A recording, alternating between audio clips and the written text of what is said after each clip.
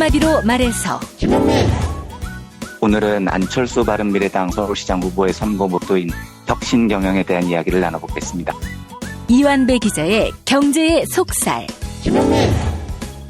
오늘은 김광규 시인의 아니다, 그렇지 않다에서 몇 편 읽어드리겠습니다. 정선태 교수의 오늘을 읽는 책. 네, 오늘은 안타까운 홍준표 대표의 사퇴 장담에 대해 말씀드리겠습니다. 김성애 보좌관의 답정너. 네, 오늘은 기자 신뢰도와 관련된 조사 그리고 YTN의 이상한 기자에 대해서 말씀드리겠습니다. 정상근 기자의 오늘 미디어. 김용민 브리핑. 잠시 후 시작합니다.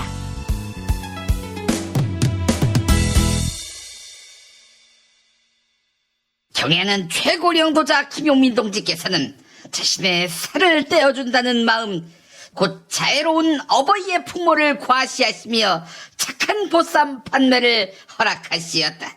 최고의 삼겹살을 골라 갓 가마솥에서 쪄올린 보쌈은 진공 상태에서 깨끗한 최고의 소금으로 조리한 뒤 숙성과 훈연을 거쳐 저온으로 장시간 가열해 깨끗하게 진공 포장했으니 배달돼 입에 들어가는 순간 인민들마다 가슴이 후련하다고 기쁨에 넘쳐 말하였다.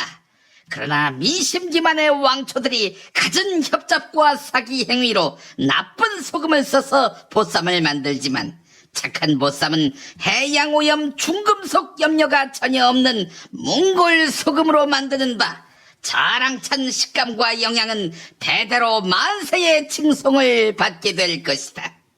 전자레인지 돌려서 먹을 수 있는 착한 보쌈.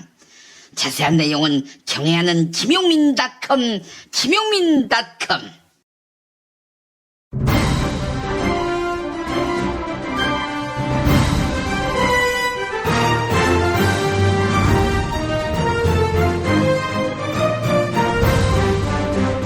김용민 브리핑.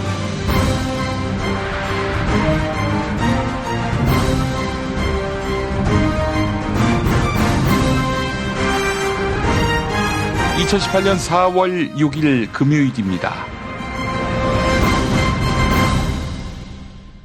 어제 새 아내가 GMO 식품을 반드시 표기하도록 하는 그런 청와대 청원을 페이스북에 공유해달라고 요구했습니다.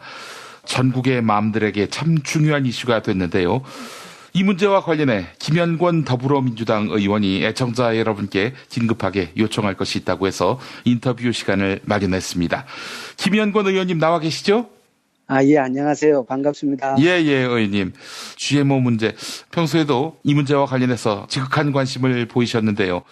2016년 20대 국회가 개원할 당시 국내 언론이 시민들을 상대로 조사한 가장 시급한 입법 과제, GMO 완전 표시제, 이것이 이제 거론됐단 말이죠.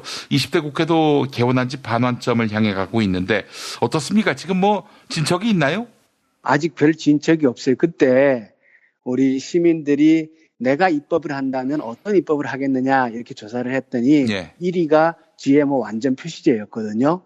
그래서 제가 이제 국회에 들어와서 1호 법안으로 그 법안을 발의를 했고 그 당시 국회의원 여야를 통틀어서 37명이 발의에 동참을 했는데 아직 그 상임위에 계류되어 있고 이 법안이 진행이 안 되고 있습니다.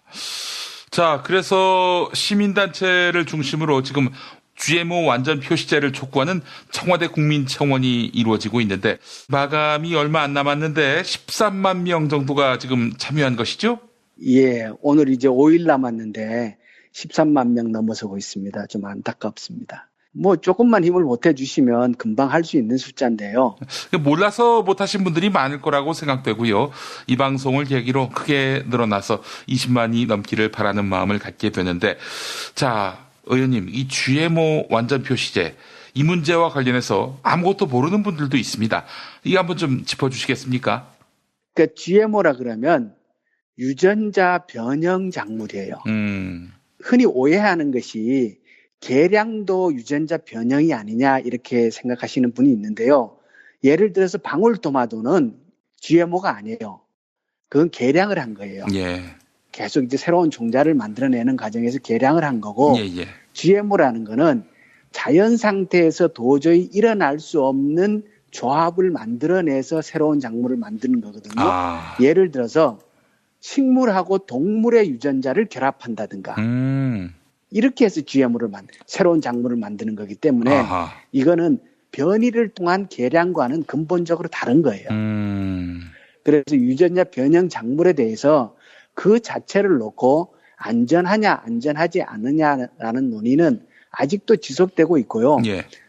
인류가 유전자 변형 작물을 식용으로 먹기 시작한 건 20년 됐습니다. 그렇기 때문에 이 작물의 안전성을 입증하기에는 아직 시간이 더 필요하지 않느냐라는 견해도 있고요. 그런데 어쨌든 지금 이제 GMO 완전 표시제를 요구하는 사람들은 GMO 작물이 안전하냐 안전하지 않느냐를 떠나서 내가 먹는 것이 뭘로 만들어졌는지를 알고 내가 판단할 수 있도록 그 권리를 달라 이거예요. 그러니까 이건 안전성 여부에 관한 논의와 다르게 소비자들 입장에서 내가 먹는 식품에 대해서 그 정보를 내가 알고 싶다. 그리고 판단을 내가 하겠다라는 요구인데 우리나라는 지금 1년에 GMO 식용 곡물이 200만 톤이 수입이 되거든요. 허허. 200만 톤이라 그러면 어느 정도 규모냐면요.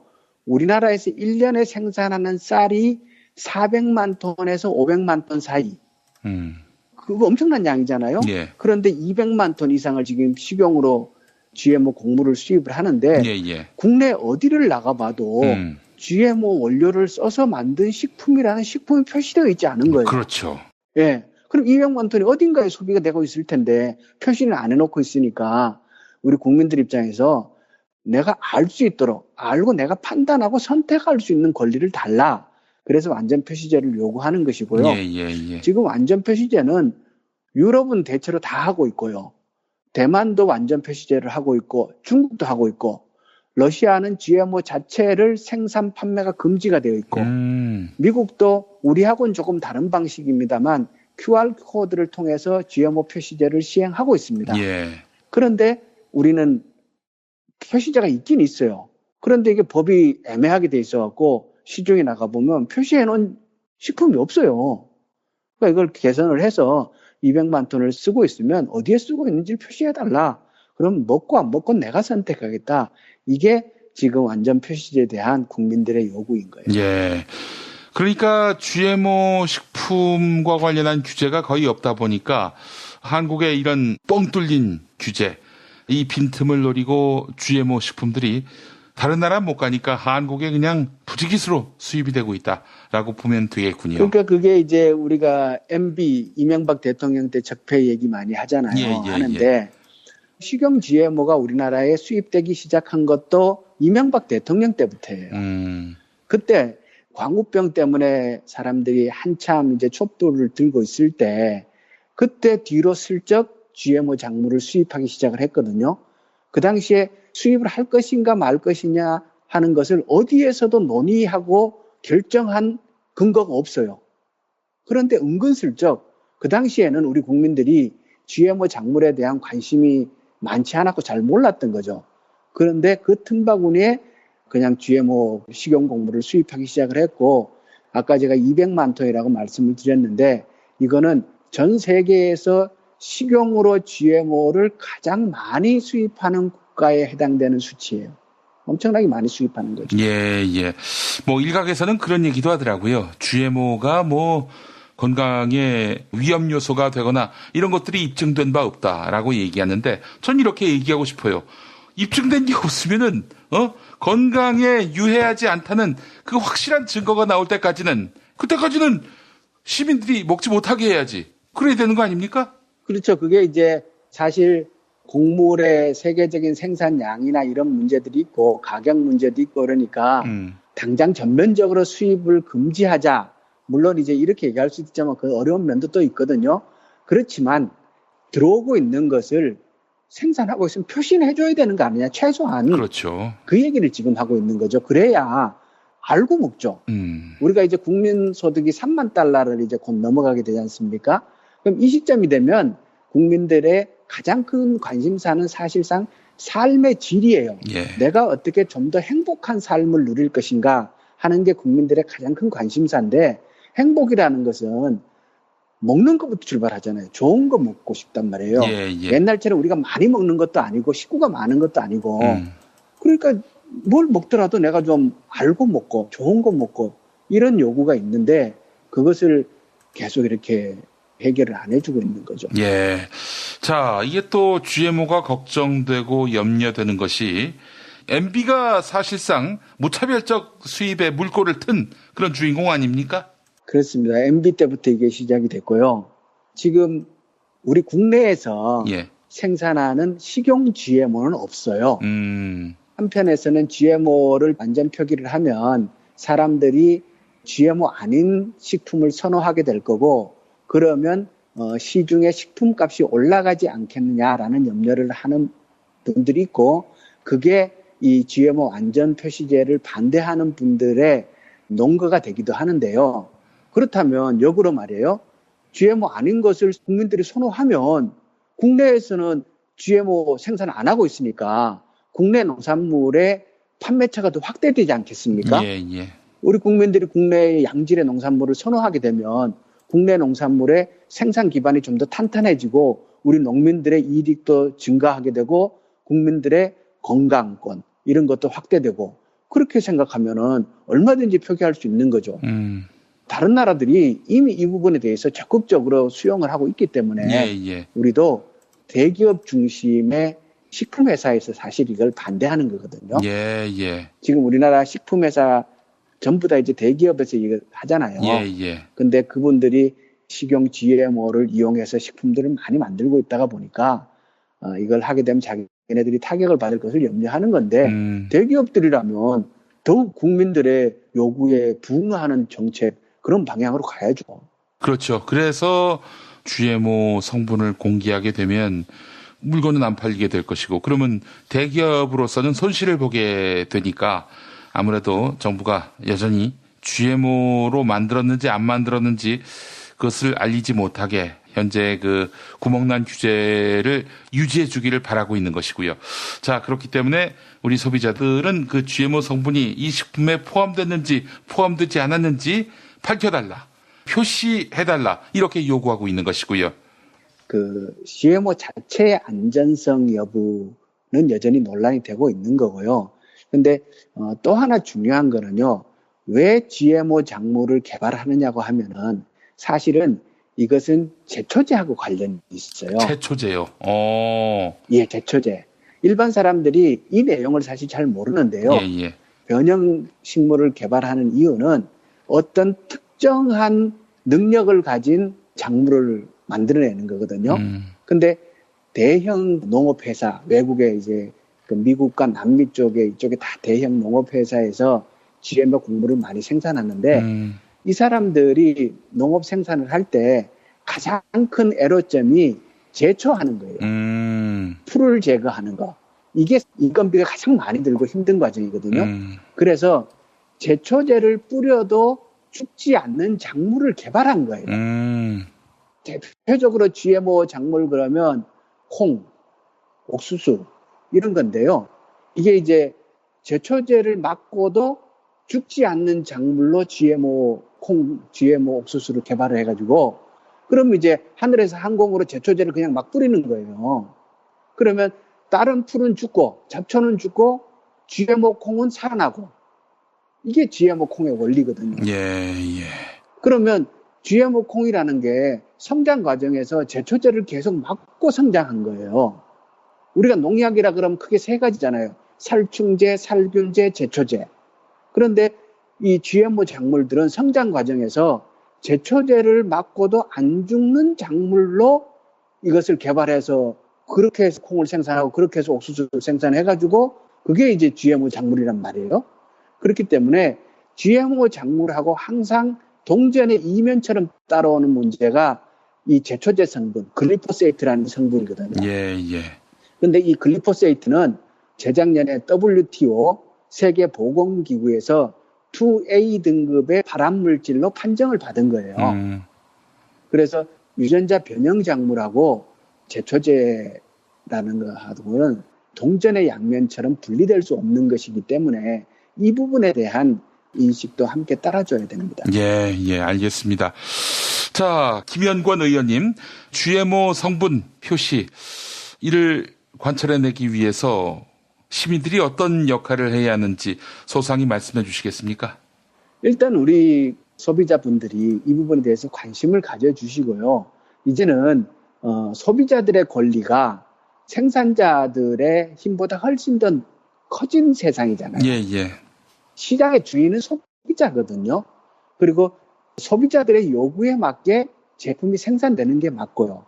그럼 우리 대한민국의 소비자분들이 이 GMO 완전 표시제에 대한 요구들을 분명히 하고 또 관심도 가지고 내가 마트에 가서 사는 그 제품에 유전자 변형 작물이 포함되어 있는지 아닌지를 끊임없이 살피고 그것이 가능하도록 국가와 국회 이런 데 계속 요구하는 게 필요하다고 생각을 합니다. 그래서 지금 당장 청와대 홈페이지에 GMO 완전 표시에 대한 국민청원이 이루어지고 있어요. 예. 그래서 거기 가서 각자 한 번씩 청원을 눌러주시면 일단 20만을 넘기는 게 굉장히 의미가 있으니까요. 알겠습니다. 20만이 넘도록 우리 시민들이 뜻을 모아주시고요. 생각보다 매우 심각한 문제네요. 우리 시민들이 관심을 갖지 않으면 대기업들만 웃습니다. 남 좋은 일 시키지 마시고 우리 국민의 건강이 침해될 수 있다는 점 감안하시고 청원에 동참해 주시기 바라겠습니다. 우리 김현권 의원님도 국회 차원에서 입법 활동 활발하게 하실 거죠? 열심히 하겠습니다. 예, 알겠습니다. 김현권 의원님 오늘 말씀 잘 들었습니다. 예, 고맙습니다. 저도 하늘나라에 올라가 하나님 우편에 앉아 천사들과 춤추며 노래 부르며 배고픈 줄 모르고 영원한 복락을 누리고 싶습니다. 이 더러운 세상의 대립과 시기와 질투와 음욕과 음모와 분열과 좌절과 패망의 곡절을 다 잊어버리고 이 세속의 명예와 영광과 찬란한 미래를 모두 훌훌 털어버리고 저 투명한 에메랄드 속과도 같은 천당으로 사라져버리고 싶습니다. 그러나 저는 이 땅 위에서 살겠습니다. 하늘과 땅의 대립조차 사라진 이 음양의 생성 속에 이름 없는 티끌로 묻히겠습니다.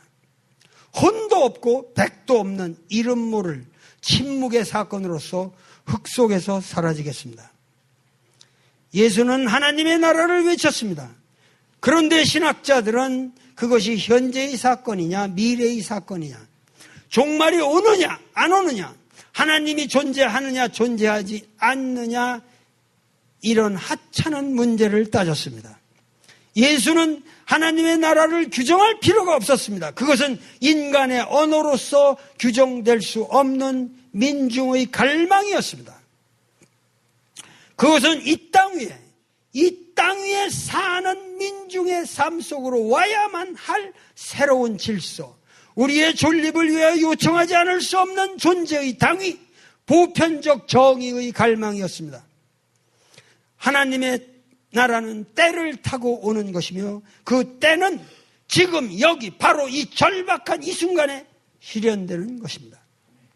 나의 존재가 사건이며 빔이며 허며 무이며 공이라는 우리의 지혜를 깨달아 이 조선 민중이 부활의 새날을 맞이할 수 있도록 침묵의 여백 속의 모든 갈등을 녹여버리고 사랑과 화합과 용서 속에 한마음이 되어 찬란한 봄날의 새싹을 틔울 수 있도록 성령이시여 성령이시여 성령이시여 역사하시옵소서.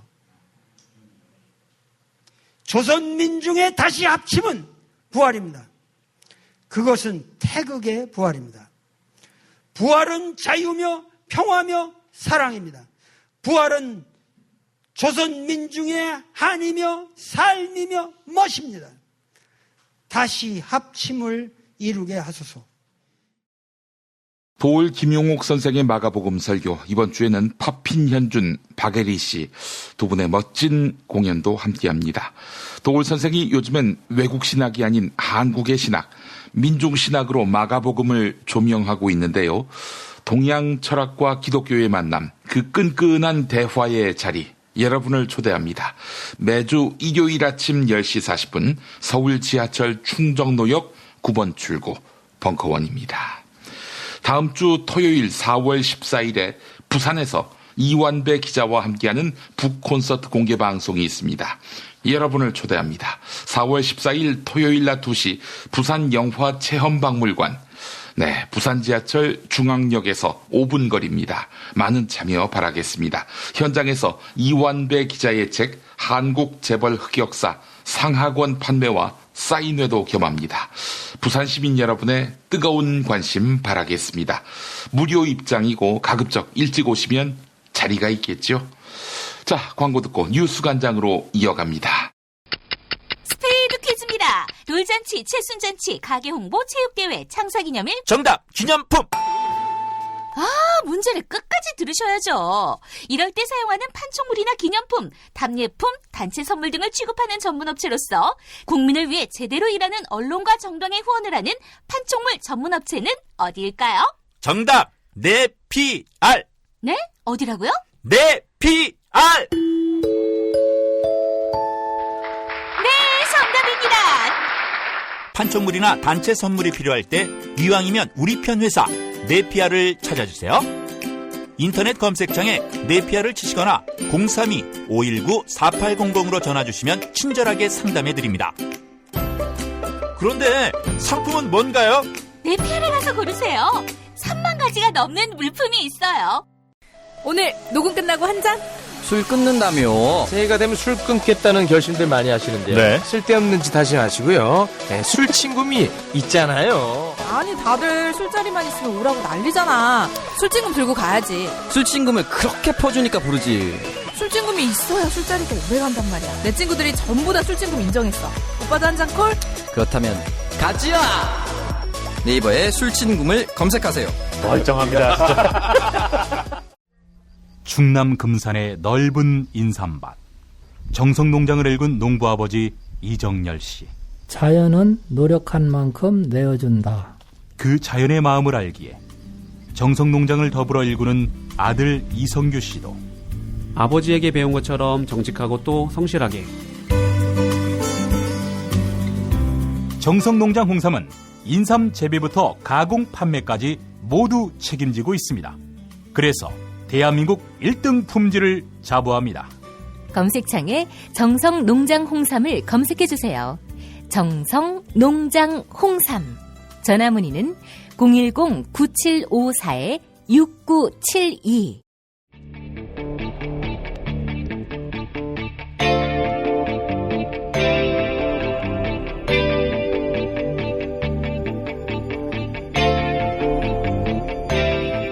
김용민의 뉴스 관장.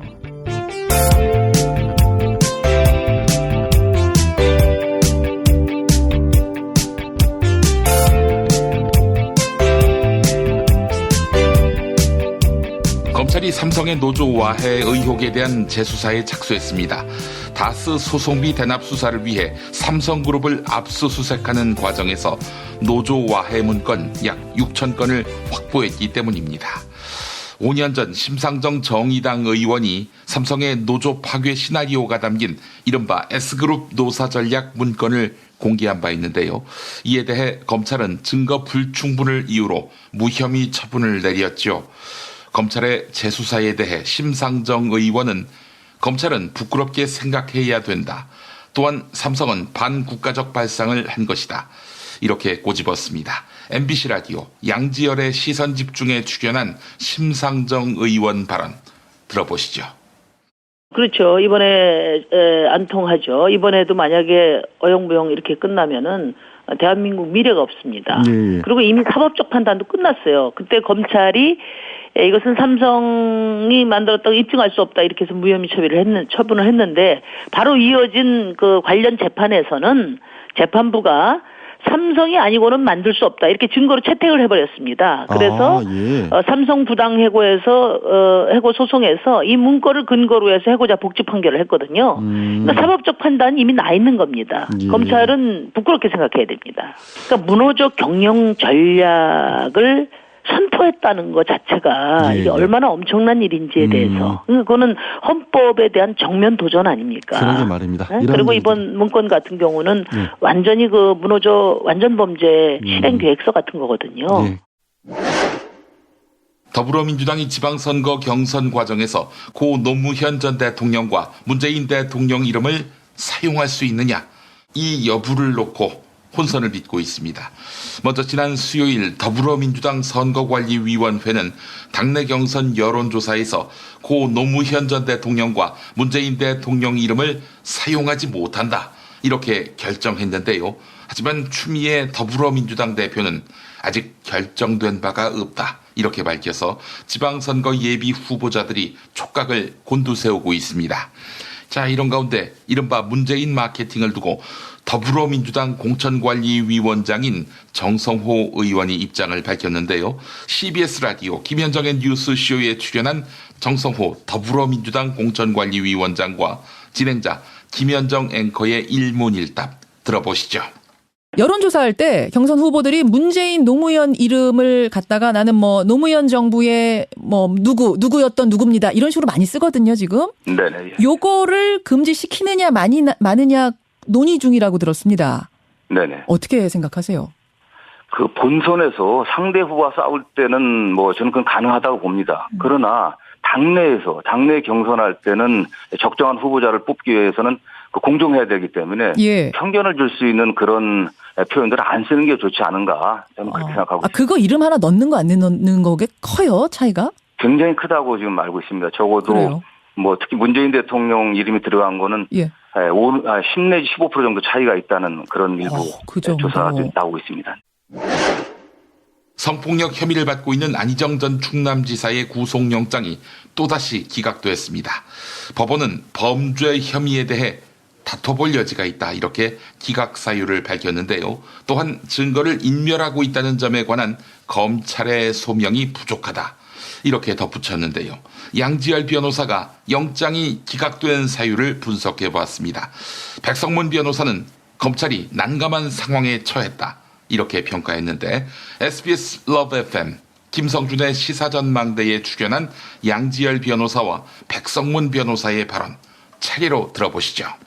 그리고 검찰도 굉장히 치열하게 다투는데 가장 핵심이 됐던 거는 이번에 기각하면서는 증거를 인멸하고 있다는 점에 소명이 부족하다는 겁니다. 그러니까 검찰이 이번에 두 번째 영장 청구를 하면서는 뭘 들고 나왔냐면 무슨 핸드폰 통화, 휴대전화가 김재현 씨가 사용하던 것을 이제 정무비서에서 수행비서로 승진을 하면서 후임자에게 넘겨줬는데 거꾸로 수행비서에서 정무비서에서.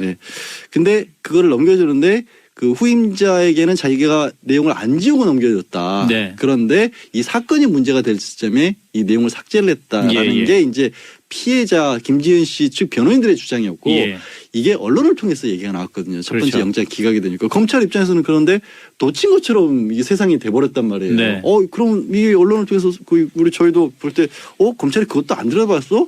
아니 충남도청 관저까지 압수수색을 했는데 왜 그것도 놓쳤지라는 얘기를 하니까 검찰도 그 부분은 아마 추가 수사를 한 모양입니다. 그래서 그걸 강력하게 들이민 거죠.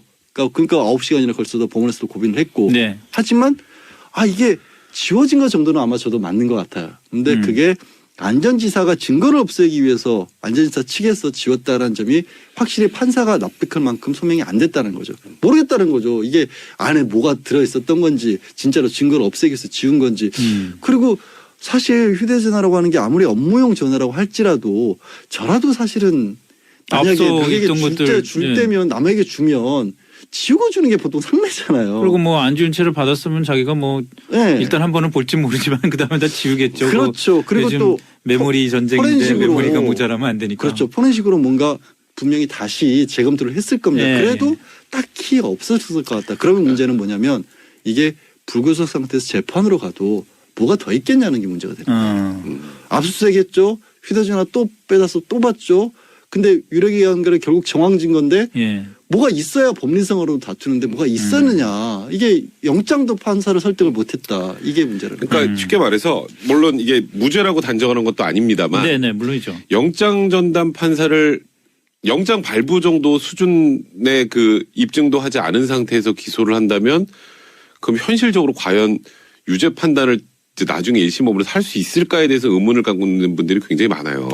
왜냐하면 영장 발부 단계보다 법원으로 가면 좀 더 엄격하게 증명해야 될 것을 원하기 때문에 정식재판에서. 네, 그러니까 이게 예를 들어서 영장 기각 사유들이 어느 정도 혐의는 소명됐는데 뭐 범죄 혐의가 그렇게 중하지 않고 그리고 뭐 증거인멸이나 도주 우려 없으니까 기각을 했다라면 유죄 가능성이 굉장히 높게 보거든요. 근데 이번 경우는 지금 범죄 혐의가 입증이 안 됐다라는 취지로 지금 계속 기각이 나온단 말이에요. 근데 그러면 지금 검찰이 추가 수사를 통해서 뭔가 현실적으로 더 많은 것을 얻어내기가 쉽지 않은 구조입니다. 지금 이 범죄 혐의 자체가. 그러면 이제 검찰이 할 수 있는 게 뭐가 있을까? 그러니까 검찰도 지금 사실 굉장히 난감한 상황에 처한 건 맞습니다. 지금. 진실은 반드시 밝혀진다고. 무엇이 진실입니까? 대통령이라고 하는 지위를 진실을 밝히지 않는 데에 역이용해서. 김보영 아나운서가 함께합니다. 아프니까 팩트다. 안녕하세요. 아프니까 팩트다 김보영입니다. 지난해 7월 문재인 대통령은 한반도 비핵화 그리고 평화체제 구축을 함께 추진하겠다고 밝혔죠. 이른바 신베를린 선언이었는데요. 지난해 7월 독일 베를린에서 있었던 문재인 대통령의 발언 들어보시죠. 북핵 문제와 평화체제에 대한 포괄적인 접근으로 완전한 비핵화와 함께 평화협정 체결을 추진하겠습니다. 조건이 갖춰지고 한반도의 긴장과 대치 국면을 전환시킬 계기가 된다면 나는 언제 어디서든 북한의 김정은 위원장과 만날 용의가 있습니다. 이에 따라 남북 정상회담에서 문재인 대통령은 한반도 비핵화를 통한 평화협정 체결을 김정은 북한 노동당 국무위원장에게 제안할 것으로 전망됩니다. 그런데 일부 단체에서 평화협정이 체결되면 주한미군이 본국으로 돌아간다. 북한이 적화통일을 시도할 수 있다. 이런 주장을 내놓고 있습니다. 그 근거로 베트남 전쟁을 예로 들고 있는데요. 베트남 전쟁이 한창이던 1973년 북베트남과 미국은 평화협정을 체결한 바 있습니다. 그런데 미군이 남베트남에서 철수하자 북베트남의 침공으로 남베트남은 2년 만에 무너지고 말았죠. 실제로 북한은 평화협정을 요구해오면서 외국 군대 철수를 거론해오기도 했습니다. 이에 CBS 녹화뉴스와 세계일보가 팩트체크를 진행했습니다. 현재 한국에 주둔하는 미군은 한미연합사령부 그리고 1950년 한국전쟁과 함께 한반도에 머물기 시작한 유엔군 사령부로 이루어져 있는데요. 만약 한반도에서 평화협정이 체결된다면 한미연합사령부는 한미 상호 방위조약을 근거로 방어를 위해 계속 주둔할 수 있습니다. 주한미군의 법적 근거는 1954년 11월 발효된 한미 상호방위조약이기 때문입니다. 한미 상호방위조약은 한국과 미국 정부가 체결한 조약이므로 주한미군에 대해서는 조약 당사자인 한국과 미국 정부만 논의할 자격이 있습니다. 북한은 조약 당사자가 아니므로 개입할 수 없는 것입니다. 한편 유엔군 사령부는 1978년 한미연합사령부가 구성되자 한미연합사령부에 작전 통제권을 위임했습니다. 이에 따라 정전협정과 관련한 업무만 담당하고 있는 유엔군 사령부는 평화협정이 체결되면 해체 절차를 밟게 됩니다. 지금까지 아프니까 팩트다였습니다. 다이어트는 결국 먹는 게 문제다! 문제긴 하지. 매끼 식단 챙기기도 번거롭고 빼도 금세 다시 찌고. 아직도 몰라? 비타샵 다이어트를 해봐. 안 그래도 궁금했는데 어떻게 뺀 거야? 몇 개월 한 거야? 몸에는 안 나빠? 물어 뭐래. 비타샵 가봐. 같이 해. 1522-6648 혹은 비타샵을 검색해주세요. 제임스 티스푼과 함께 프리미엄 차 전문몰로 새롭게 단장한 전창걸몰에서 전하는 봄 소식. 얼었던 땅을 뚫고 올라온 새싹의 생명력을 전해주는 새싹 땅콩차. 봄날의 새콤함이 느껴지는 이집트 신의 붉은 유혹 히비스커스 차. 부드럽고 따뜻한 봄바람과 같은 중국의 명차 보이차. 맑고 편안함을 선사하는 레몬 밤차. 겨울에 무거워진 나의 몸을 가볍게 해주는 레몬 마트차까지 즐거운 소식 많은 대한민국의 봄. 새싹 땅콩차와 제임스 티스푼의 크로스오버 티파티에 함께하시죠. 전창걸몰닷컴 전화 070-8635-1288 070-8635-1288.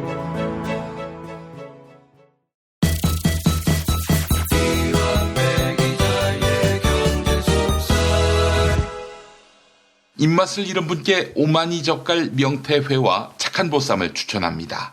오마니 젓갈 명태회와 착한 보쌈은 끝모를 식욕을 불러오는 문제점이 있긴 합니다. 그러나 탄수화물이 없어요. 오마니 젓갈 명태회와 착한 보쌈. 이걸로 맛있는 식사가 가능합니다. 오마니 젓갈 명태회 착한 보쌈. 가격도 착합니다. 김용민닷컴에서 구매하시면 되겠습니다. 자, 경제의 속살로 이어가겠습니다. 민중의 소리 이완배 기자 함께하겠습니다. 이완배 기자님. 네, 안녕하십니까. 예, 자 오늘 어떤 이야기 준비하셨습니까? 예, 오늘은 모처럼 경제 기자 관점에서 보는 정치인 이야기를 드려볼까 합니다. 예. 근데 제가 참 이 브리핑 원고를 작성하면서 우울합니다. 안철수 바른미래당 서울시장 후보 이야기를 드릴 텐데요. 예. 제가 정치를 잘 몰라서 그런지는 모르겠습니다만 그래도 일국의 대통령 후보까지 나와서 한 20%의 득표를 한 대형 정치인이 이렇게 발전이 없을 수 있나 하는 갑갑함이 계속됐어요. 국가를 기업의 관점에서 보는 사람들은 진짜로 이 시각이 영원히 교정이 안 되는구나 하는 안타까움이 생겼습니다. 예. 어제 4월 4일이죠. 안철수 후보가 서울시장 출마 선언을 했는데요. 예. 이게 제 영역이 아니고 저는 정치 뉴스를 꼼꼼히 챙겨보는 사람이 아니어서 그냥 출마 선언했구나 하고 있었는데 이제 휴대폰에 알림 푸시가 오더라고요. 그런데 푸시 제목이 안철수 혁신 경영 모토로 서울시장 출마 선언 이렇게 돼 있어요. 그래서 설마 이 기자가 오타를 낸 거겠지라고 생각을 하고 클릭을 해보는 겁니다. 예. 그런데 진짜로 안철수 후보가 출마 선언을 하면서 내세운 핵심 슬로건이 혁신 경영이라는 거예요. 그리고 그 출마 선언하는 사진을 보니까 옥색 바탕에 바꾸자 서울 혁신 경영 안철수 이걸 대문짝만한 크기로 적어놨더라고요. 예. 이걸 보고 뭐야 이거는 아니 이 사람이 진짜 왜 이러나 싶었습니다. 그 기사를 보니까 앞으로 그 슬로건이 안철수를 대표하는 선거 슬로건이 될 거라고 합니다. 그러면 우리가 6월 지방선거까지 혁신 경영 안철수 이 모토를 계속 보고 있어야 됩니다. 그런데 정말 정신들을 좀 차렸으면 좋겠습니다. 혁신 경영이라니요. 경영은 기업을 운영하는 원칙입니다. 그리고 서울시는 지방 정부예요. 그러니까 안철수 씨는 기업하고 정부가 지금 구분이 안 되고 있어요. 그런데 이게 구분이 안 되면 절대로 정치를 하면 안 되는 겁니다. 안철수 후보님, 경영학이 왜 경영학으로 따로 독립이 돼 있고요. 재정학이라는 건 왜 경제학의 한 분야인지 이 기초부터 아셔야 됩니다. 경영의 목적은 이윤 추구입니다. 더 효율적으로 이윤을 추구하는 게 경영학이에요. 그런데 정부를 운영하는 목적이 이윤 추구겠습니까? 정부가 이윤 추구해서 뭐 하게요? 경영학의 인사관리 이론이라는 건 사람을 인적 자원으로 보고 관리를 합니다. 그런데 서울 시민이 인적 자원이겠습니까? 밀가루 같은 게 아니잖아요. 시민을 자원으로 보고 어떻게 효율적으로 관리를 할 건데요. 저는 이 경영이라는 발상이 정말 이해가 안 되는 겁니다. 그리고 안철수 후보는 지난번 대선 때 내가 MB 아바타입니까? 이거 한번 잘못했다가 선거 말아먹은 경험이 있잖아요. 예. 그러면 사람이 바보가 아니면 배워야죠. 왜 MB 아바타라는 자기가 깔아놓은 프레임이 안철수라는 유력 대선 후보를 절멸로 빠뜨렸겠습니까? 이명박은요.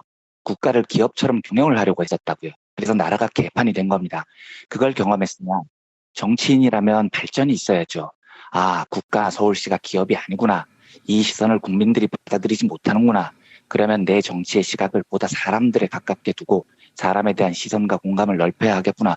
뭐 이런 생각을 하는 게 정치인의 상식 아니란 말입니다. 예. 그런데 1년 만에 들고 나온 선거 핵심 슬로건이 혁신 경영이라는 겁니다. 이걸 제가 좀 어떻게 받아들여야 될지 모르겠더라고요. 안철수 후보가 이 방송을 안 들으실 것 같아서 제가 여기서 말해봐야 입만 아픈 꼴이지만 제발 누군가라도 이 말을 꼭 전해주셨으면 합니다.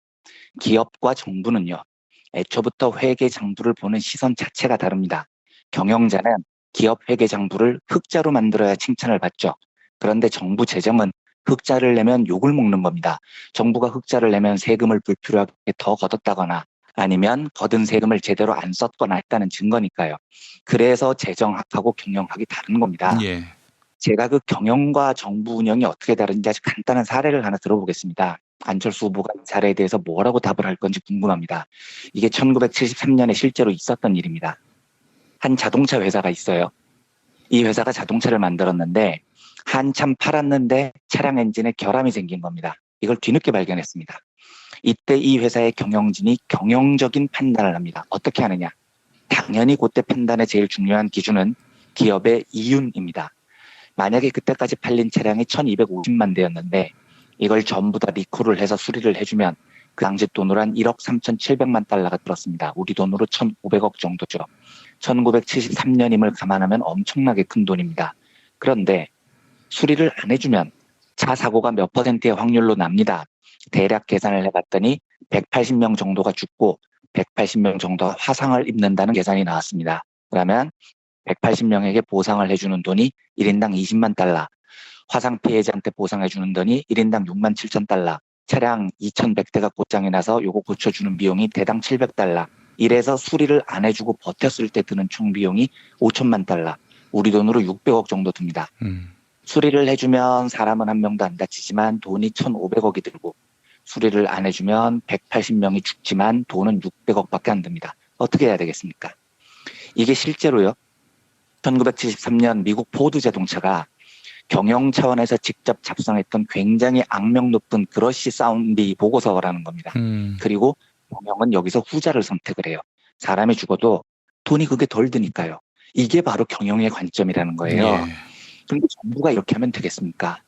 아무리 안철수 후보가 설마 내가 말하는 혁신 경영이 그런 뜻이겠냐라고 발뺌을 해도요. 경영이라는 철학이 바로 이런 철학을 담고 있다는 겁니다. 그래서 국가를 경영자 차원에서 운영하는 사람들은 무슨 일이 있어도 정치에 발을 담궈서는 안 된다는 겁니다. 너무 지옥 같은 세상이 펼쳐질 게 뻔하기 때문이에요. 심지어 우리는 경험을 해봤잖아요. 이명박을 겪어봤잖아요. 그런데 안철수 후보의 모토가 혁신 경영이라니 진짜 막 듣다가 환장하겠더라고요. 더구나 제가 이 혁신 경영이라는 말에 왜 더 치가 떨렸냐면요. 이걸 왜 4월 16일을 한 열흘 남짓 남겨두고 우리 온 국민의 가슴에 그렇게 큰 상처가 있는 세월호 참사를 1년 중에 가장 국민들이 뼈저리게 느낄 이 4월에 혁신 경영 이런 소리를 하냐고요. 정부와 시장이 다른 이유가 뭐겠습니까? 왜 정부가 경영자의 관점이 아니라 규제의 관점으로 시장을 바라봐야 되겠습니까? 기업은요. 경영이라는 건 오로지 이윤을 추구하는 곳입니다. 그런데 이렇게 오로지 사적 이익을 추구하는 자들이 세상을 모두 장악하면 공공의 영역, 공익의 영역은 누가 지키냐고요. 그냥 냅두면 공장 주인이라는 사람들은 사적인 이익을 최대화하기 위해서 오폐수나 공해물질 같은 거 막 버리는 겁니다. 그러니까 경영자 마인드로 사적 이익을 무한정 추구하게 놔두면 공공의 영역이 박살이 나는 거죠. 그래서 정부가 필요한 겁니다. 그런데 정부를 운영하는 사람이 경영자 마인드를 가지고 있어요. 정부 운영을 시장처럼 하는 겁니다. 투입 자본 대비 효과가 얼마고 돈을 얼마나 벌었고 얼마 아꼈고 이렇게 접근하면요. 공공의 영역이 무너집니다. 안전이 붕괴되고요. 사람들이 죽어요. 그래서 세월호 사건 같은 게 터지는 겁니다. 그래서 저는 진심으로 안전보다도 효율, 공공보다도 자본 이런 걸 더 선호하는 세상을 방치를 우리가 했고요. 그리고 돈돈거리면서 돈이 제일 중요한 세상처럼 우리가 인식을 했고요. 그래서 우리 손으로 이명박 같은 자를 대통령으로 뽑았고요. 그래서 저는 정말 가슴 아픈 이야기지만 기성세대 우리 모두가 세월호 그 소중한 수백 명의 생명에 책임이 있다고 생각하는 사람이에요. 제가 작년 3월인가요? 그 세월호 인양 비용 이런 게 막 실검에 올라서 기사를 검색해 봤더니 세월호를 인양하는데 돈이 1,000억 원인가가 드는데 이걸 막 여야가 공방을 하고 있어요. 이게 그만큼 돈을 쏟아부어야 될 일이냐 막 당시 정부와 당시 여당이 이런 말을 하는 소리를 듣고 진짜 이건 이러지 맙시다. 예. 세월호 인양이 경영자 관점으로 돈이 얼마 들고 효율이 얼마고 이런 소리를 할 사안이 아니잖아요. 그래서 제가 우리가 이명박을 경험했기 때문에 설마 이 책을 꺼내들고 청취자 여러분들께 브리핑을 드릴 일은 없을 거라고 생각을 했습니다. 그런데 안철수 후보의 혁신 경영 이야기를 듣고 제가 이제 이 책을 꺼내들면서 정말 우울해지더라고요. 이 책을 소개해드릴 일이 없기를 간절히 바랐거든요. 제가 만약에 안철수 후보 주변 사람이라면 이 책부터 선물을 하고 싶어요. 이 책은 2008년에 노벨 경제학상을 받은 경제학자 폴 크루그만의 책입니다. 설마 안철수 후보가 폴 크루그만을 모르지는 않을 겁니다. 폴 크루그만은 이 시대의 가장 뛰어난 석학이고 경제학자고요. 그리고 이 책이 굉장히 얇아요. 그러니까 책이라기보다 팜플렛에 가깝습니다. 이게 하버드 대학에서 강연한 강연록을 책으로 만든 건데 하버드 비즈니스 리뷰 클래식 시리즈라고 나와 있어요. 책 분량이 한 100페이지인데 한 페이지 분량이 일반 책의 반 정도도 안 됩니다. 그러니까 보통 책으로 따지면 한 50페이지짜리 아주 짧은 책이에요. 이북으로 사면 저도 이북으로 갖고 있는데 5,400원인가 밖에 안 합니다. 안철수 후보께 제가 꼭 선물로 드리고 싶습니다. 제발 이 책을 한번 읽어보시고 정치를 하셨으면 해요. 이 책 제목이 뭐냐?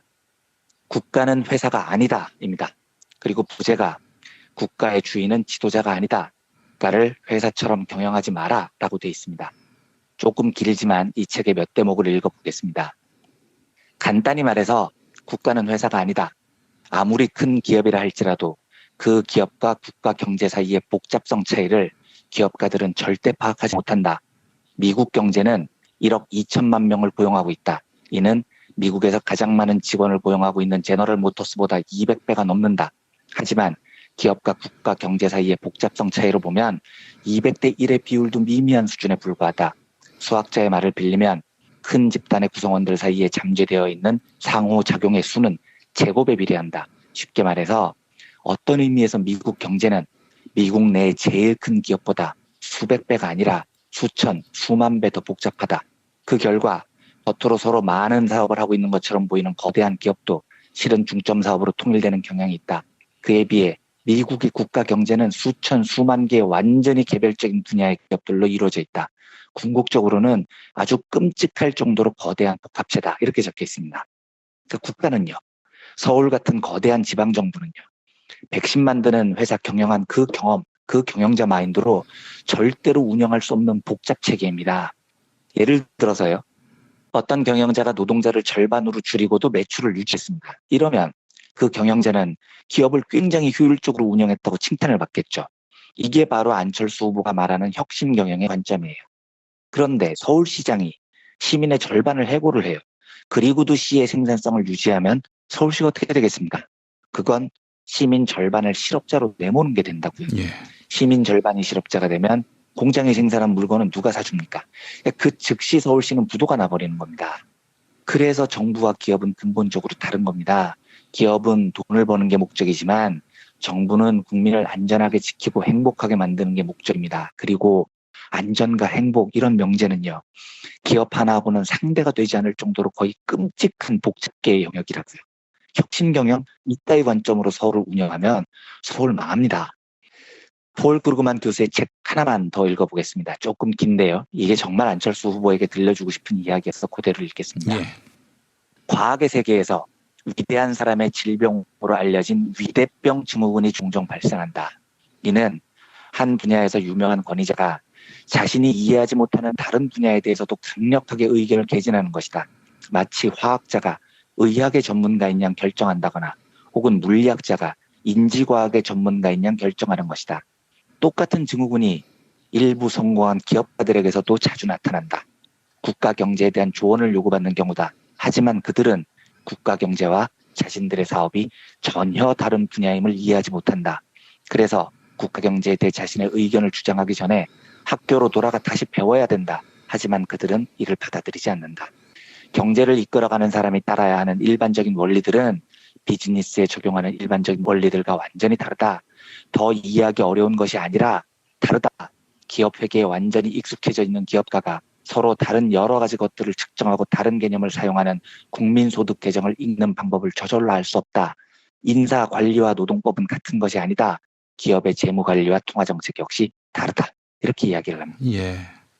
비즈니스 세계에서 아무리 최고 경영자라고 하더라도요.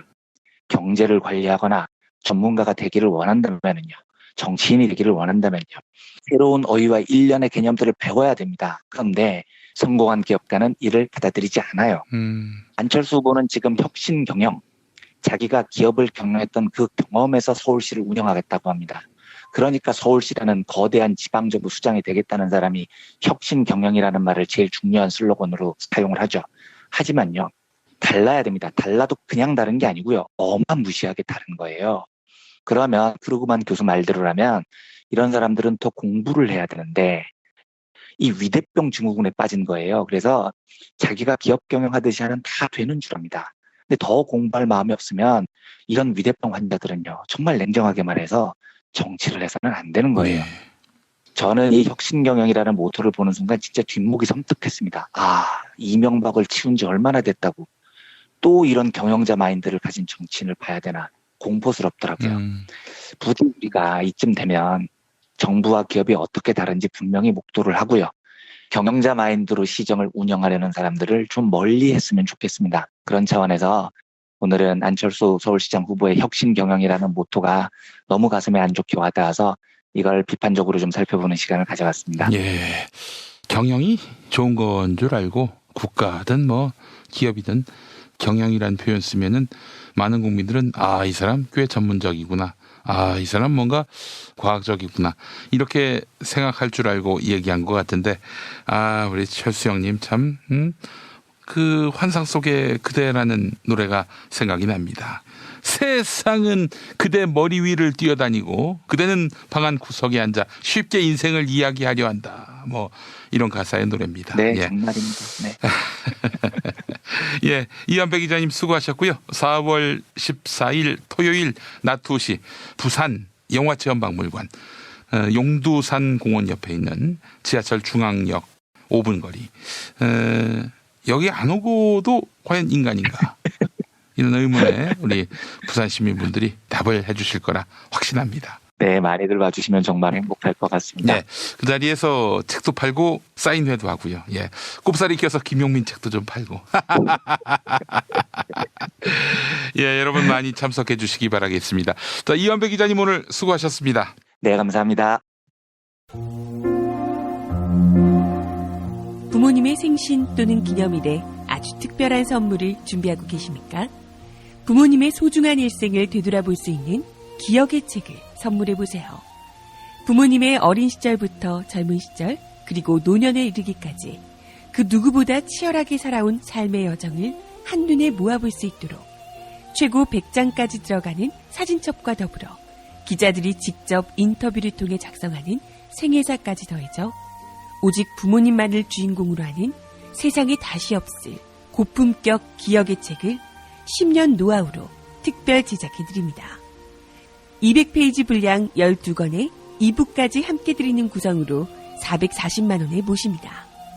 한평생 가족을 위해, 자녀를 위해 헌신해 오신 부모님. 아주 오래 기억에 남을 뜻깊은 선물. 지금 신청해 보시죠. 평범한 사람들의 아주 특별한 기록. 기억의 책 만민보. 문의전화 1877-1419 1877-1419 민중의 소리.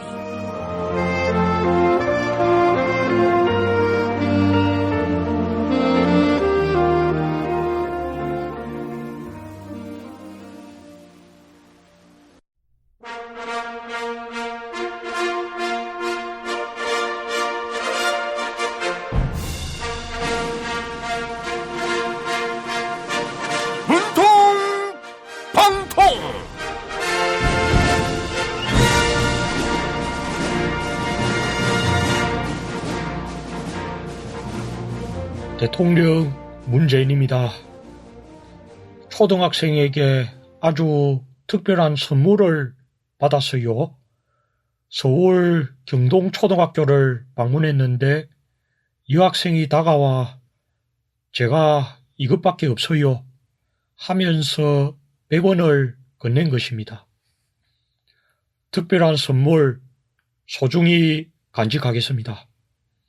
그런데 저를 두고 지독하고 잔인한 사람이라고 욕하는 정치인이 있습니다. 권성동 자유한국당 의원이 편지를 보내왔네요. 문재인 대통령님, 권성동 의원입니다. 문재인 정권이 수사기관을 아주 충견으로 만들어버리는 정치 보복 수사로 자유한국당이 어려워졌습니다. 우리가 여당일 때는 야당을 달래기도 했는데 지금은 달랠 생각을 안 합니다. 여러 대통령을 겪었지만 문재인 대통령님처럼 아주 지독하고 잔인한 대통령은 없다고 생각합니다.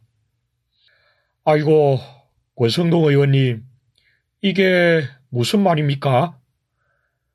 권성동 의원님 좀 달래달라고 응석 부리는 겁니까? 저는 달래드릴 수 있는데 검찰은 생각이 다른 것 같습니다. 강원랜드 채용비리 수사 외압, 그리고 채용비리에 연루된 권성동 의원님을 소환할 준비를 하고 있어요. 예, 여당 의원인 조홍천 의원도 권성동 의원님을 존경한다고 하는데 왜 수사를 하냐고요? 초등학생한테 100원 받은 대통령도 수사해야 하는 거 아니냐고요? 100원 받고 인이식해 준 거 아니냐고요? 아이고, 조홍천 의원이 존경한다고 말한 건 강원랜드 사건과 관련된 인물들과 하도 통화를 많이 해서 참 대단하다, 이런 의미로 비꼰 겁니다. 그리고 자유한국당은 초등학생들의 동심에 상처 주는 행동을 그만둬야 합니다. 얼마 전에는 초등학생이 통일을 염원하며 태극기와 인공기를 그린 것을 두고 색깔론을 펼치기도 했지요. 참 한심합니다. 네, 초등학생들도 알 건 다 안다고요. 며칠 전 대구의 초등학생들이 태극기 흔들며 문재인은 빨갱이라고 노래를 불렀다고요. 태극기 집회에 참석했던 어른들이 그런 짓을 시켰다고 하지요. 참으로 부끄러움을 모르는 분들입니다. 가수 현철 씨가 부른 나쁜 사람이야 띄워드릴게요. 이봐요 미운 사람아, 당신 정말 나쁜 사람이냐. 잔잔한 가슴 흔들어 놓고 모르는 척하는 당신, 사랑의 그 미소와 따스하던 그 손길이 가슴에 남아있는데 마지막 내 마음도 자존심도 가져간 당신,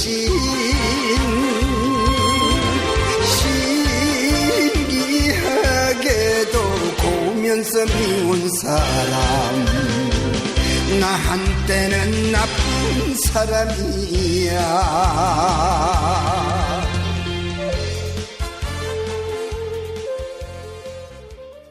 생활인을 위한 꿀팁. 집 두 채에 월 10,000원 화재보험 카페. 화재 배상, 심지어 도난 피해까지. 여기에 더해 가전제품 고장 수리비까지. 연중 무휴라 언제든 02849-9730. 어? 그 스티커 어디서 났어? 와, 예쁜데? 이거 어디서도 못 구해. 머릿속에만 있던 나만의 캐릭터를 여러분의 눈앞에 보여주는 건 바로 IMC 프렌즈입니다. 010-3311-5071로 전화주시거나 인터넷 검색창 또는 앱스토어에서 IMC 프렌즈를 검색해주세요. 야, 근데 홍어가 진짜 그렇게 몸에 좋아? 아이, 끝내준다니까. 근데 비싸지? 열나 싸고 열나 맛있는 홍어가 있다니까. 어디? 알싸한 홍어. 네이버 검색창에 알싸한 홍어를 검색하시고 1599-6456 전화 주문도 가능합니다. 허리가 아파요. 아랫배가 나와요. 골반이 바로 서야 건강도 아름다움도 바로 섭니다. 바디로직을 입으세요. 토크밴드의 입체적인 탄력이 틀어진 골반을 바로잡습니다. 간편하고 확실한 골반 교정 타이즈 바디로직.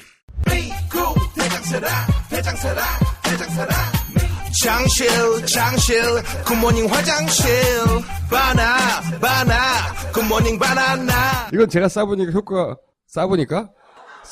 효과가 있는 것 같아요.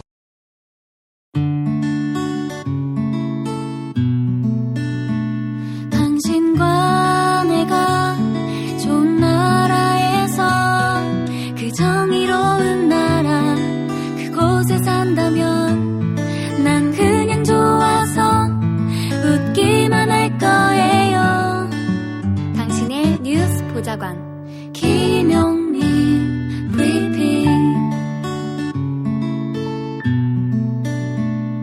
대한민국 뉴스 브리핑의 선두주자 김용민 브리핑.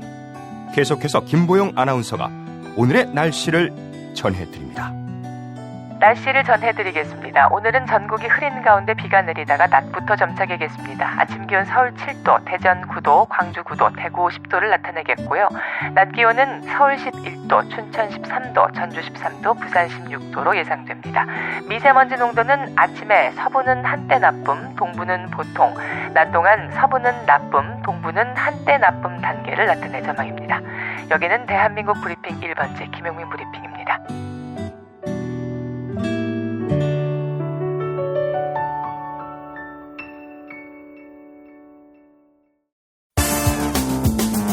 오늘을 읽는 책, 문학평론가인 국민대학교 국문학과 정선태 교수와 함께합니다.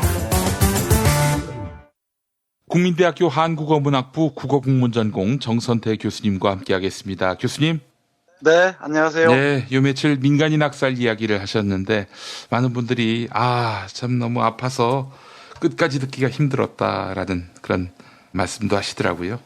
네, 송구합니다. 아이고 참. 근데 우리가 이런 비극을 직시하지 않으면 또 이런 일들이 또 재발할 수 있는 거 아니겠습니까? 네, 맞습니다. 아픈 역사일수록 더 깊이, 더 통절하게 우리가 응시해야 할 줄로 압니다. 예, 기억이 예방할 수 있다. 네, 이 점을 잊지 말아야 하겠습니다. 자, 교수님 오늘 시가 있는 금요일입니다. 어떤 작품 소개해 주시겠습니까? 네, 오늘은 오랫동안 아껴두었던 김광규 시인의 시집 아니다 그렇지 않다 에서 몇 편 골랐습니다. 예. 역시 4월이어서 4월에 관련된 시들이 많은 시집입니다. 예. 첫 번째 소개해드릴 시가 오래된 물음인데요. 지금 녹음하는 시간 밤이 깊었는데 비가 오죠. 예. 빗방울에 목련꽃과 벚꽃이 후두둑 튀는 게 아쉽긴 하지만 또 이 빗물을 머금고 활짝 피어날 푸른 잎들 생각하면 또 설레기도 합니다. 예. 꽃이 시들다가 떨어지고 또 새로 피어나고 하는 거 보면 참 신기하죠. 그리고 어린아이들이 태어나고 떠들고 놀고 하는 거 보면 또 신기하죠. 예. 오래된 물음입니다. 왜 저렇게 생명들은 신기하게 그지없을까? 우리 김 PD는 아직 잘 모르겠지만은 제가 요즘 이게 나이 탓인지 모르겠어요. 그러니까 어린아이들만 보면 그렇게 좋아요. 저희 동네에 어린아이들이 많이 있는데 가만히 쳐다만 봐도 이 젊은 엄마들과 함께 노는 아이들만 보면 가슴이 뿌듯해지고 그렇습니다. 근데 저는요, 교수님, 예전에 기억하시겠습니다만은 시리아 난민 소년이 3살짜리가 해변에서 누운 채 발견된 그 사진을 보면 또 너무 마음이 아파서 자다가도 눈물이 납니다, 정말. 네, 그래요. 우리 어린아이가 터키 해안에선가 그렇게 죽었었죠. 예. 네, 그 생명들을 어떻게 지켜갈 것인지 고민해야 되는 게 또 우리의 몫이기도 할 겁니다. 예. 이 오래된 물음, 생명이 새로 피어나고 또 환하게 웃는 모습들, 그 신비함들에 대한 질문입니다. 참 좋은 시인데요. 읽어드리겠습니다. 누가 그것을 모르랴. 시간이 흐르면 꽃은 시들고 나뭇잎은 떨어지고 짐승처럼 늙어서 우리도 언젠가 죽는다. 땅으로 돌아가고 하늘로 사라진다. 그래도 살아갈수록 변함없는 세상은 오래된 물음으로 우리의 졸음을 깨우는구나. 보아라, 새롭고 놀랍고 아름답지 않으냐. 쓰레기터에 라일락이 해마다 골목길 가득히 뿜어내는 깊은 향기. 볼품없는 밤송이 선인장이 깨어진 화분 한 기퉁이에서 오랜 밤을 뒤척이다가 피워낸 밝은 꽃 한 송이. 연못 속 시커먼 진흙에서 솟아오른 연꽃이 환한 모습. 그리고 인간의 어두운 자궁에서 태어난 아기의 고운 미소는 우리를 더욱 당황하게 만들지 않느냐. 맨발로 땅을 디딜까봐 우리는 아기들에게 억지로 신발을 신기고 손에 흙이 묻으면 더럽다고 털어준다. 도대체 땅에 뿌리 박지 않고 흙도 몸에 묻히지 않고 뛰놀며 자라는 아이들의 팽팽한 마음, 튀어오르는 몸, 그 샘솟는 힘은 어디서 오는 것이냐. 네, 이런 시입니다. 네, 손에 흙이 묻으면 털어주기도 하고 몸에 흙이 묻으면 하나하나 씻어주기도 하고 그러죠. 예. 근데 흙을 묻히지도 않고서 저렇게 팽팽하게 튀어오르는 몸은, 저렇게 샘솟는 힘은 어디에서 오는 것이냐 이렇게 묻습니다. 그리고 이 시에서 얘기하듯이 깨어진 화분 한 귀퉁이에서 밤새 뒤척이다가 피어낸 꽃 한 송이 보면 또 얼마나 신기합니까? 또 오늘 밤 비를 머금은 나뭇잎들이 내일 아침에 어떤 모습일지 아마 우리의 신기한 눈길을 기다리고 있을지도 모르겠어요. 4월이 좀 깊어가면서 이런 오래된 물음들이 다시 또 생각이 나네요. 뭐 자연의 생명이든 인간의 생명이든 그 생명의 소중함을 알아야 우리 세상이 비로소 환한 빛을 발할 수 있겠죠. 우리 김 PD가 시의 세계로 푹 빠져드는 걸 보니까 참 좋아요. 네, 그렇습니다. 뭐 정말 비 맞은 낙엽처럼 푹 젖었습니다. 제가 지금. 네. 한 편 더 볼게요. 예. 4월의 가로수입니다. 가로수들이 겨울 지나면서 가지치기를 하잖아요. 마치 그 토르소처럼 몸통만 남아있다가 거기서 또 새싹이 피어나는 걸 보면 신기하기 그지없죠. 나무가 늘 새로운 부활의 꿈을 우리에게 연상하게 하곤 하는데요. 뭐 고대인들에게는 물론이고 지금 우리에게도 끊임없이 재생하는 생명의 신비함들을 이 가로수들이 또 우리에게 보여주는 것 같습니다. 4월의 가로수 읽어드리겠습니다. 예. 머리는 이미 오래전에 잘렸다.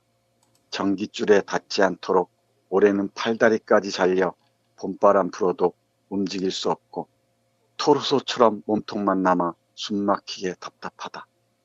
라일락 향기 짙어지면 지금도 그날의 기억 되살아나는데 늘어진 가지들 모두 잘린 채 줄지어 늘어서 있는 길가의 수양버들. 새잎조차 피어날 수 없어 안타깝게 몸부림치다가 울음조차 터뜨릴 수 없어 몸통으로 잎이 돋는다.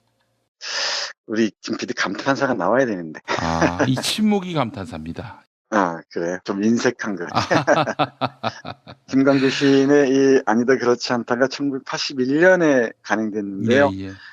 김광규 시인이 4.19 세대입니다. 아무래도 그 4.19의 사연들, 이야기들이 계속 시에서 되살아나곤 하는 것 같아요. 그러니까 가로수가 가지가 다 잘린 채 서 있는 모습이 안타까웠던 모양입니다. 근데 또 봄이 되면은 또 거기서 새잎이 피어나죠.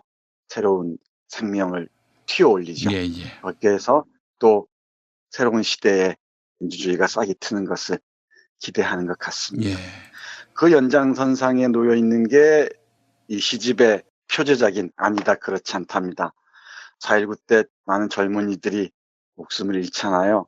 그 젊은이들이 죽어간 자리에 다시 살아나길 꿈꾸면서 하나의 불사조의 영웅으로 또 민주주의 화신으로 불러내는 그런 시입니다. 읽어드리겠습니다. 아니다 그렇지 않답니다. 굳어버린 껍질을 뚫고 따끔따끔 나뭇잎들 돋아나고 진달래꽃 피어나는 아픔.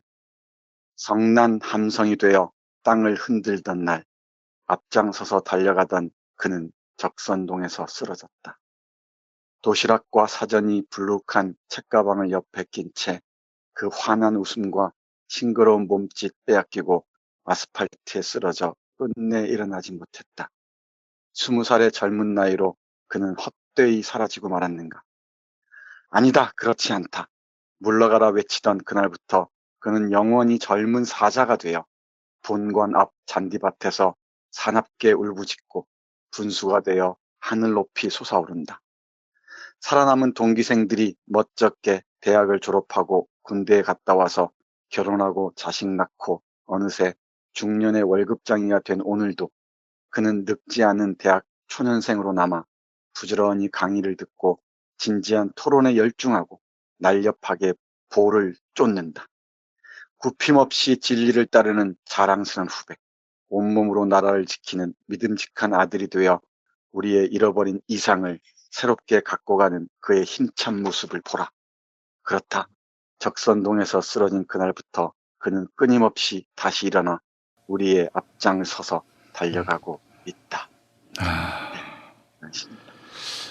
저는 노무현 전 대통령이 세상을 떠났을 때 노 전 대통령은 죽은 게 아니라 전설이 됐다라고 이야기했던 어떤 평론가의 말을 기억합니다. 사람이 죽어서 죽는 게 아니군요. 네, 새롭게 부활하고요.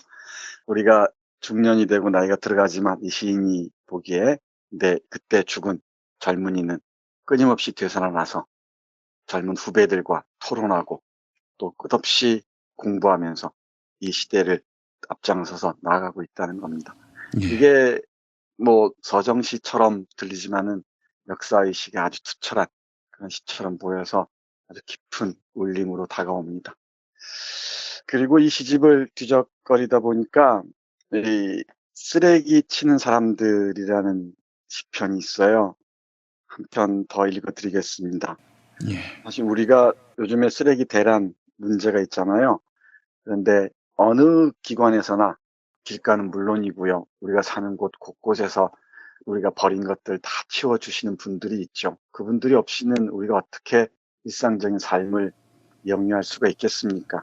예. 그런 분들을 생각하면서 그 애쓰시는 분들께 드리는 시입니다. 쓰레기 치는 사람들 읽어드리겠습니다. 예. 당신들은 우리를 전혀 모른다.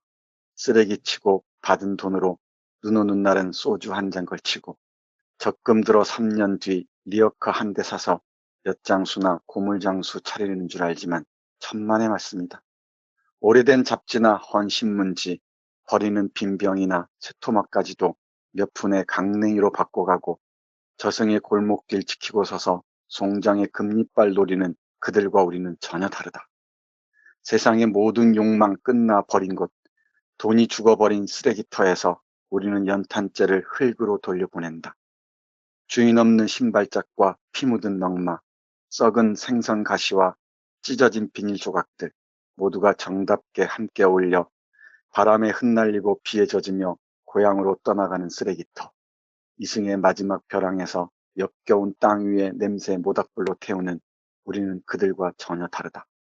엿장수나 고물장수 가윗소리에 한가한 봄날의 권태를 듣고 되도록 쓰레기터를 멀리 피하여 은행으로 가는 교회로 가는 당신들은 우리를 전혀 모른다. 네, 참 좋지요. 예.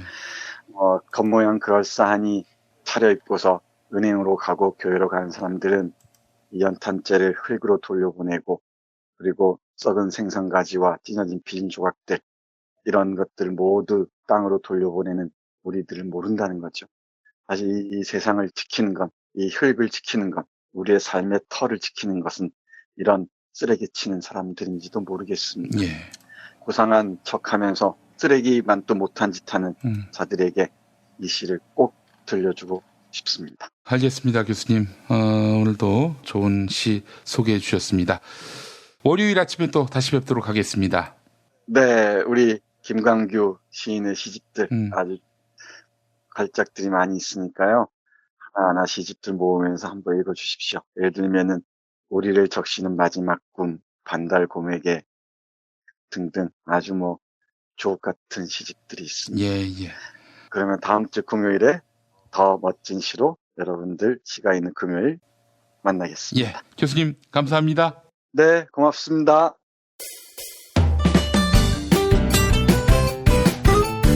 뉴스포렌메리로 계속됩니다. 김용민 트위터 계정에서는 내일 설문조사가 진행되고 있습니다. 6월 지방선거를 앞두고 더불어민주당이 고민에 빠졌습니다. 민주당 경선용 여론조사에서 후보들의 경력에 문재인 대통령의 이름을 넣는 것을 놓고 의견이 엇갈리고 있기 때문입니다.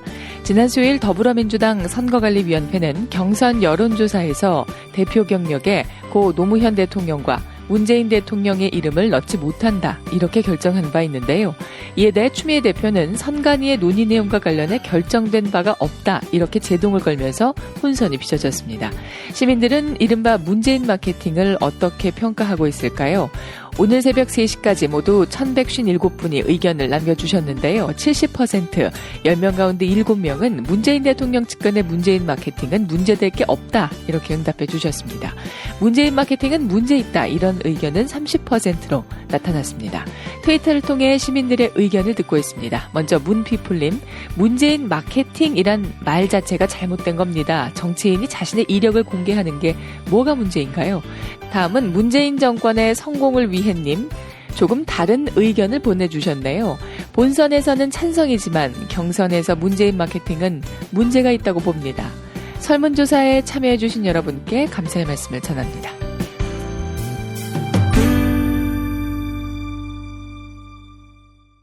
그 PPL 시간 2건이에요. 술친금 후기, 이거 읽어볼게요. 이젠 회식 자리나 친구들 모임에 부담 없이 갈 수 있어서 좋습니다. 술친금만 잘 챙기면 든든하거든요. 어제도 그 달리기 전에 한 포 했더니 오늘 무지 편안함을 느낍니다. 술친금 파이팅! 재용아, 앞으로는 우리 삼성 노동자들, 아니 머슴들한테 줘라.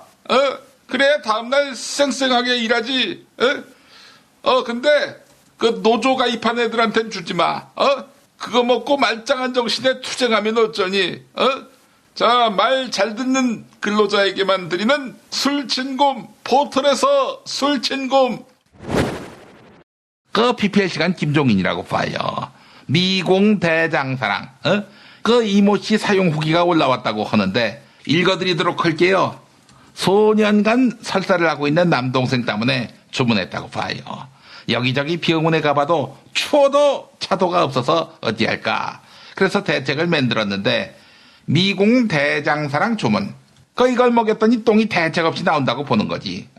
1522-8972 1522-8972 검색창에서는 미공 대장사랑이라고 봐요. 안치습니다. 텀블러 그리고 보틀 사은품이나 단체 행사 선물로 많이 주시지요. 하지만 깨지거나 물이 새면 실망입니다. 이런 이야기 듣지 않겠습니까? 네피알은 주는 사람만이 아니라 받는 사람의 마음도 헤아리는 반촉물 전문 쇼핑몰입니다.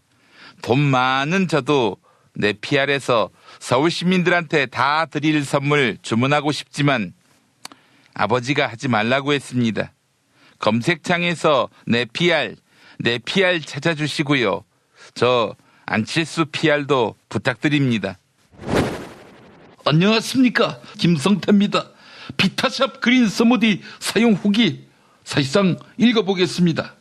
식탐이 많은 편이라 사실상 음식 자제를 못하는 편인데 사실상 반신반의하면서 주문했습니다. 선식 가루쯤 생각했는데 사실상 큰 오산이었네요. 한 포만 먹어도 사실상 든든합니다. 사실상 추가 주문 들어갑니다. 1522-6648 1522-6648 혹은 검색창에 비타샵을 사실상 검색하시기 바랍니다. 탄핵 때문에 이야기를 전달을 하려고 해도 길을 막고 듣질 않아요. 해족 수준으로 쪼그라든 한국 보수. 회생의 길은 과연 있을까? 변화된 정치 환경, 갈 길 잃은 보수에게 새로운 희망을 제시한다. 애국 보수의 화려한 부활과 집권을 위한 본격 가이드, 김용민의 신간, 보수를 지켜라. 진중권도 투표하는 보수 정당. 광주에서도 일당이 될 수 있는 보수 정당. 젊은이들의 입당이 줄을 잇는 보수 정당. 언제까지 민주당 정의당을 부러워만 할 것인가? 부러우면 진다니까? 자유한국당 당원 김용민이 쓴 보수를 지켜라. 이김에서 나왔습니다.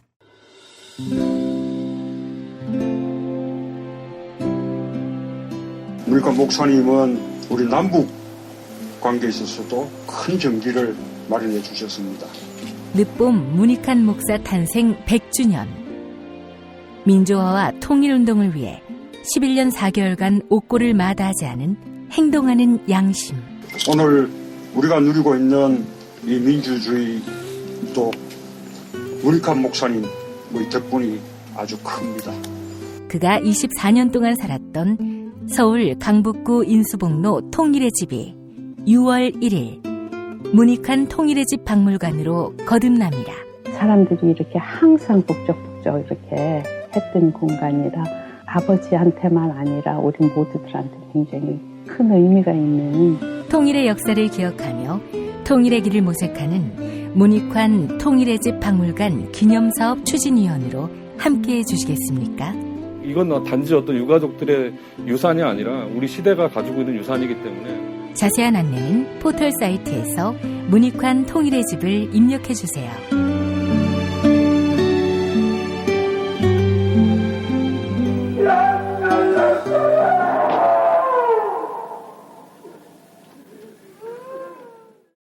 도올 김용옥 선생의 마가복음 강해로 여러분을 초대합니다. 이 마가복음이라는 게 대단히 중요합니다. 왜냐하면 복음서의 원형이기 때문에. 원형. 매주 일요일 아침 11시 서울 서대문구 충정로 20 서울 지하철 충정로역 9번 출구 앞에 있는 벙커원에서 도울과 만나세요. 율법을 믿으시겠다고? 신약이 율법의 완성이라고? 얼어빠질 그따위 기독교 내 입 앞에서 제발 입도 뻥끗 터지지 말아요. 그런 소리는. 벙커원 교회 일요일 예배를 겸하는 이 자리. 도울이 진리와 생명이었던 예수를 원형 그대로 복원합니다. 그 십자가를 과감하게 걸머지고 돌아가신 예수를 말하지 아니하고 믿으면 너는 금방 축복받을 일만 남았다. 이게 한국 목사들 99%의 거짓말 설교예요. 도울의 마가복음 설교는 따로 녹화 녹음되지 않으며 현장에서만 만나실 수 있습니다. 도울 선생의 마가복음 설교는 2월 4일부터 진행됩니다. 김용민 브리핑 뉴스기 능력평가 정답 맞히신 분들입니다. 어제 문제는 가수이자 연기자인 서현 씨가 어느 걸그룹 출신인지 맞히는 거였죠. 정답 소녀시대입니다. 당첨자 쥐를 잡자 찍찍님 이메일을 안 적어주셨네요. 다음 당첨자 팬몰님 수고가 많으십니다. 늘 잘 듣고 있습니다. 클로징 사연 당첨자 효엘님입니다. 게시판에 이메일 적어주시면 별을 따다 구운 과자에서 만든 강릉 두부도넛 보내드립니다. 오늘은 BBK 주가 조작 사건의 공범으로 꼽히는 김경준 씨의 페이스북 글을 소개하겠습니다. MB, 수면제 먹고도 잠을 잘 못 이뤄? 마치 MB가 불쌍하다고 하는데 웃긴 소리다. 구치소에서는 누구나 잠을 자기 힘들어서 상당수 수용자들이 매일 수면제를 복용하고 있다. 즉 MB가 겪고 있다는 고초는 지극히 평범한 것이기에 불쌍해야 할 대상이 아니다. 실제 MB는 다른 수용자보다 너무 잘 살고 있다. 다른 수용자들은 다가오는 재판에 대한 불안은 물론 MB가 혼자 머물고 있는 방에 약 6에서 7명이 같이 자야 하고 옆 사람들의 코는 소리 때문에 자기가 상당히 힘들다. 거기에다 매일 아침부터 검찰청에 끌려나가야 한다. 혼자 큰 방에서 생활하면서 검찰청에 가지도 않는 자가 자신이 불쌍하다고 하는 것은 아닌 듯 싶다. 네, 김경준 씨의 이 같은 주장에 동의합니다. 천문학적으로 날았던 삥땅친 인간에게 불쌍이라는 어휘는 너무나 과분한 표현 아니겠습니까?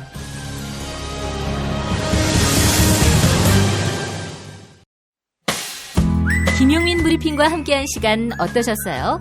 다음 시간에도 보다 바르고 알차며 즐거운 정보로 여러분을 찾아가겠습니다. 팟캐스트 포털 팟빵에서 다운로드하기, 구독하기, 별점 주기, 댓글 달기로 응원해주세요. 잊지 마세요. 다운로드하기, 구독하기, 별점 주기, 댓글 달기.